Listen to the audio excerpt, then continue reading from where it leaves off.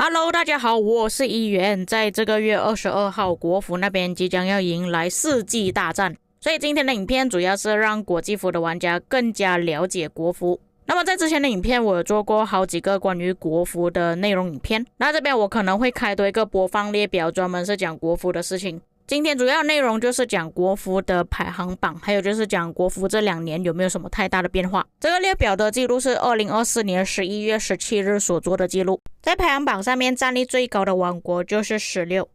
相信国际服的玩家应该也比较了解啦，毕竟是这一次全球巅峰赛的冠军。但是各位要知道，这里的数据是前300名的玩家战力数据。说实话，我还是第一次看到前300名玩家的战力是有突破400亿的。在以往我看到王国最高战力好像就390亿左右，这也就表示说国服他们前300名的玩家平均战力是真的还蛮高的。不过在上一次我分享数据的时候，第一名其实是40亿，现在变成第2名了。主要原因是因为他们有不少的玩家已经离开了或者是选择移民了，所以他们的战力才往下掉了一点。前300名玩家保持在300亿战力的王国就有6个。这一击杀排行榜反而是排行第4名战力最高的联盟拿到第1名击杀最多，还有就是排行第6名的20亿击杀排行第2，反而战力最高的16排行第3。所以不管是国服还是国际服也好，都是同样的道理，你战力最高不代表你是最强最能打的王国。不过在国服突破1兆的王国其实还蛮多的，这里都已经有9个王国了。不过在前面我就跟大家强调说，这里的数据全部都是前300名的数据。那么刚好这几个王国其实都正在 KVK， 我们可以直接看他们分线报名的数据。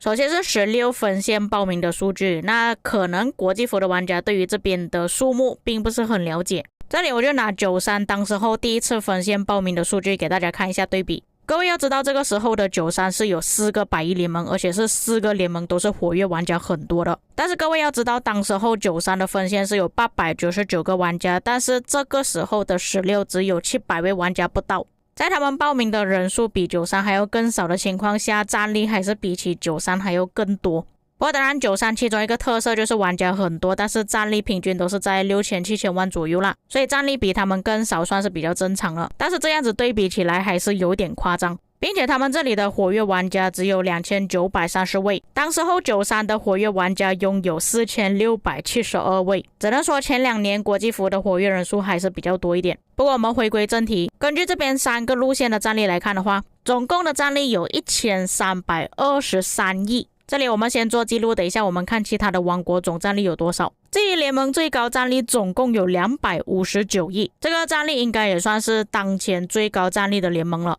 然后剩下的联盟都是有超过100亿，不然就是很接近100亿战力了。剩下都是一些农场账号，你们也可以看到报名的人数很少而已。下一个王国40亿，这里所有的战力加起来明显是比起16还要更少的。虽然比起16还要更少，但是比较起国际服还算是比较高的战力了。这边总共加起来有1141亿，活跃玩家也是大概2000位左右，就等同于说他们王国里面玩家的战力其实平均都是蛮高的。至于他们的联盟战力也是突破200亿了，这边有226亿。至于其他联盟的战力也是跟16差不多，还有加入了几个农场联盟。下一个巴服，这边可以看到他们战力其实有分去不同的路线，也就是说它不是全部集中在第一条路线。但是如果把这3条路线的战力全部加起来的话，其实是比起40亿还要更高的。这边总共有1148亿，只不过他们把其他的战力分散掉了。第一条路线主联盟就有196亿，但是有超过100亿的联盟就只有一个，严格来讲算是2个啦。下面还有一个89亿，还有一个61亿，然后第2条路线又有一个75亿的联盟，但是联盟人数真的是很少，只有56位而已。反而第3条路线的人数会比较多一点，但是以这边的战力来看的话，大多数应该都是小号。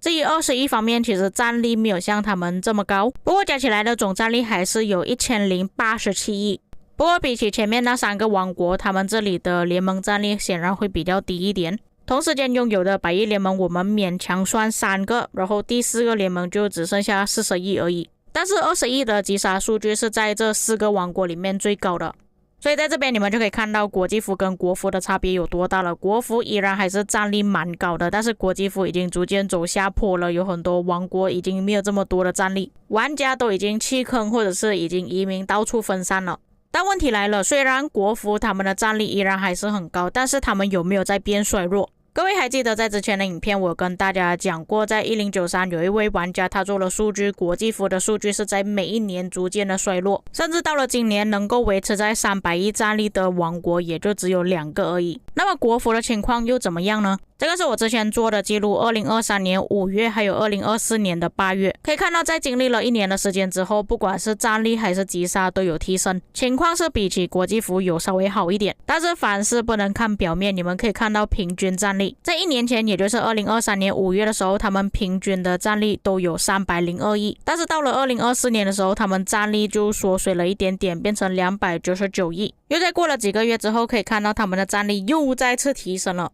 不过击杀方面其实并没有提升的太多，还有就是你们可以发现到一个问题，就是战力越高越强大的王国，反而他们的击杀就没有提升的特别多。因为在国服也是出现了一个现象，就是如果你的王国太强的话，其实其他王国都不想要跟你打架。但是这个问题在国服很早之前就已经有存在了，反而国际服是今年开始才会比较多这样子的问题。但是国服跟国际服两边 KVK 进行的方式有一点不太一样。像国服如果有很长一段时间没有打架的话，其实他们王国还可以维持住，还是可以继续运行的。但是如果像国际服长时间没有发生战斗的话，这个王国自然而然就会瓦解，就比方说像之前的1254，所以这方面可能国服做的比国际服更好啊，就算是没有战斗还是可以让王国继续活下去。所以才说为什么国服的玩家这一次非常看重41跟16服的战斗，因为他们是真的很长时间没有看到这种先锋王国之间的战斗了，而且是刚好5个先锋王国都在一个地图里面，而且他们是等了1年的时间才看到16和41在同一个 KVK 里面，相当于就像是国际服的93对上960，或者是365对上960这样子的概念。